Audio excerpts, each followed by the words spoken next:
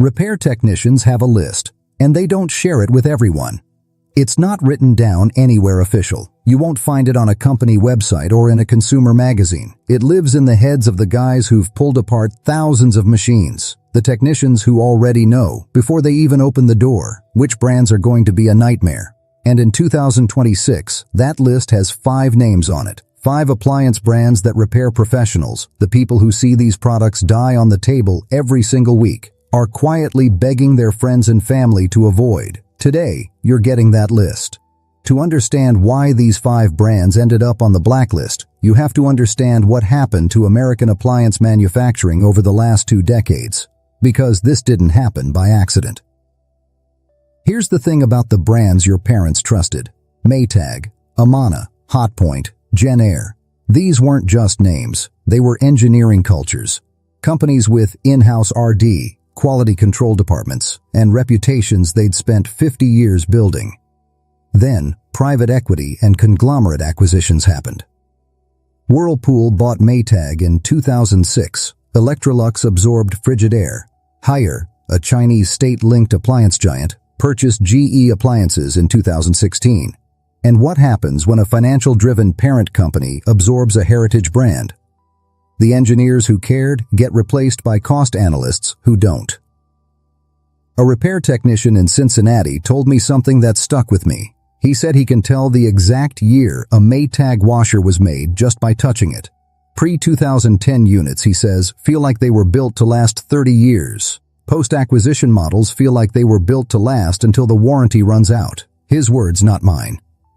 And get this, it's not just feel. The internal components changed. Cheaper bearings, thinner drum walls, control boards sourced from lower-cost suppliers. The names stayed the same. The quality didn't. Now, here's one most people don't talk about. Starting around 2007 and accelerating through the 2010s, Department of Energy efficiency standards fundamentally changed how appliances are engineered. On paper, that sounds fine. More efficient refrigerators, less energy use, lower bills. The problem? Manufacturers met those efficiency targets by replacing proven, simple components with experimental technology they hadn't fully stress-tested. The French door refrigerator compressor is the clearest example. Traditional compressors, the kind that ran reliably for 15-20 years, were largely replaced by linear inverter compressors. More efficient, yes, but these components have a well-documented failure pattern, and when they go, they take the whole sealed system with them. A sealed system repair on a modern refrigerator can run between $800 and $1,400. On a fridge, you paid $1,600 for. That's not a repair. That's a down payment on the next one. The efficiency gain is real. The durability trade-off is real too. And nobody told you about the second part. The third driver is what repair professionals call the sealed unit trap. And this one is arguably the most deliberate. In the 1990s, most major appliances were designed with repairability in mind. Components were modular, parts were standardized. An independent technician could walk into a repair with a standard toolkit and a parts catalog and fix almost anything. That era is gone. Modern appliances, particularly from the brands on this list, increasingly use proprietary components, software-locked control systems, and sealed units that cannot be accessed without manufacturer-specific tools. Right-to-repair advocates have been screaming about this for years. Some brands have repairability scores in the 2 out of 10 range. And why would a manufacturer make their products easy to repair? If it's fixable, you keep it. If it's not fixable, economically, practically, you replace it. That's the business model. Planned obsolescence with a technical lock on it. A family in Baton Rouge spent $2,200 on a French door refrigerator in 2020. Compressor failed in year 4. The repair quote? $1,100. The proprietary control board was back-ordered 6 weeks. They bought a new fridge. The manufacturer got exactly what they designed for. So let's talk about the brands themselves. And I'm going to be specific, because vague warnings don't protect your wallet. Samsung's refrigerator line has been the subject of multiple class action lawsuits related to 2 specific failure points: the linear compressor and the ice maker. The ice maker failures alone, frost buildup, leaking, complete failure, generated a community of over 150,000 affected owners. 150,000 people. Court documents from ongoing litigation describe a pattern where Samsung was aware of the defect and continued selling the product without issuing a recall. The compressor failures follow a predictable window, years fatiahos, hour through 7, just outside most extended warranty coverage. Samsung makes beautiful appliances. The problem is, they're closer to consumer electronics than durable goods, designed for the showroom, not for the long haul. LG settled a class action lawsuit related to linear compressor failures in their refrigerator line. The settlement covered millions of units, millions. The core issue mirrors Samsung's. Both use linear inverter compressor technology with a documented failure window. The difference is, LG's settlement at least acknowledged the problem. What it didn't do is fix the underlying engineering approach in subsequent models. Repair techs describe LG compressor jobs as the work they dread most. High parts cost, labor-intensive, and a consumer who's about to be devastated by the repair quote. Now this third one is complicated, and it's important, because Whirlpool built an excellent reputation for decades. Pre-2010 Whirlpool washers are workhorses. Some are still running after 25 years. But post-2016 models across the Whirlpool family, including Maytag and KitchenAid units from this era, show a meaningful quality drop in several categories. Control board failures. Bearing failures in front-load washers hitting years 3 through 5. Customer service complaints around warranty, claims that go unresolved. The brand name carries trust the current product doesn't always earn. When Haier purchased GE Appliances in 2016, they kept the GE branding, which carries enormous recognition and trust in American households. What changed was the supply chain and some component sourcing decisions.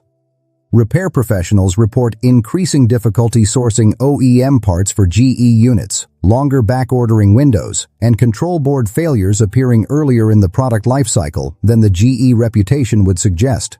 You're buying a name. Make sure you know what's behind it now.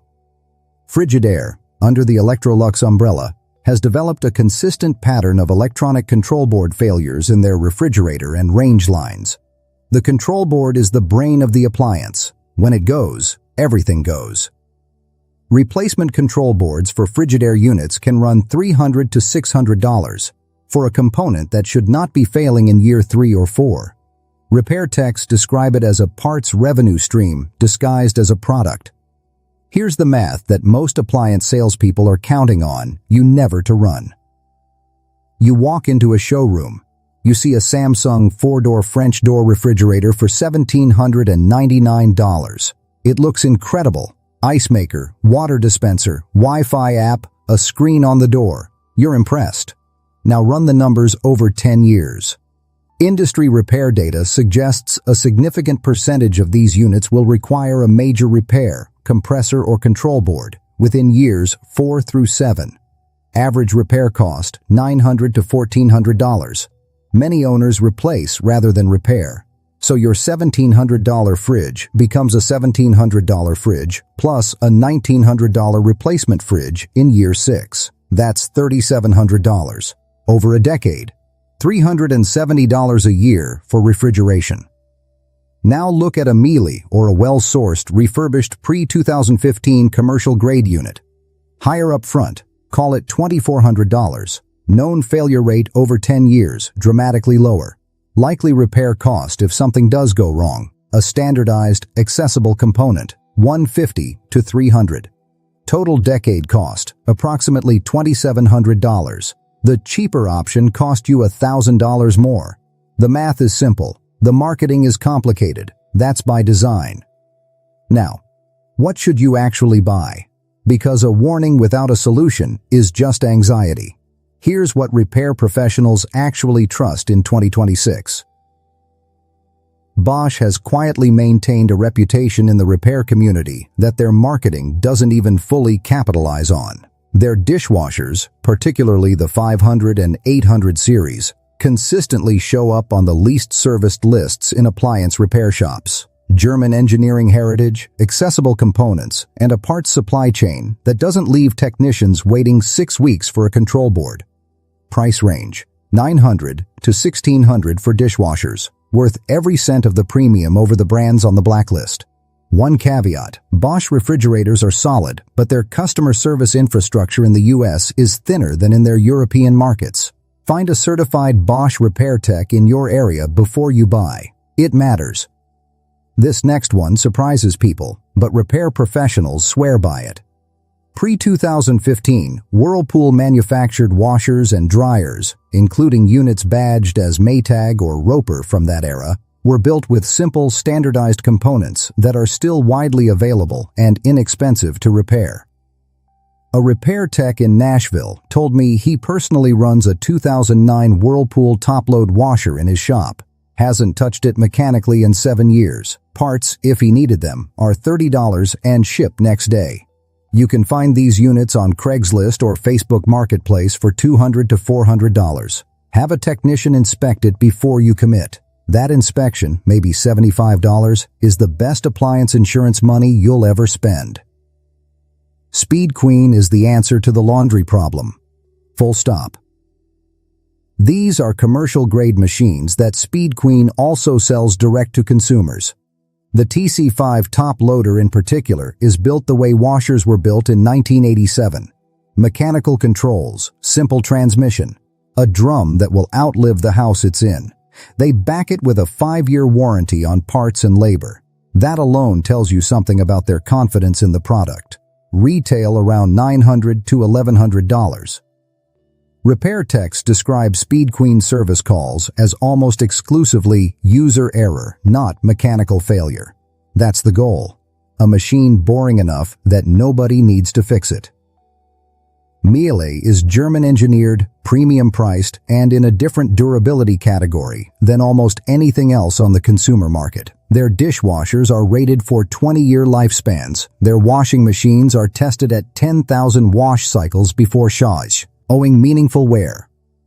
Price range: $1,200 to $2,500 depending on category. That sounds steep. Run the math we talked about earlier. Over 10 years, Miele wins. It's not close. The caveat: Miele requires certified technicians for complex repairs, and they're not cheap. But the repair frequency is low enough that this rarely comes up. And if you're serious about never replacing a major appliance again, Sub-Zero refrigeration is the answer that repair professionals give when the budget question isn't on the table.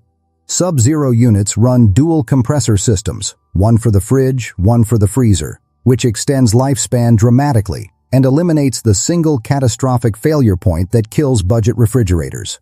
Their parts are standardized, widely available, and their technician network is robust.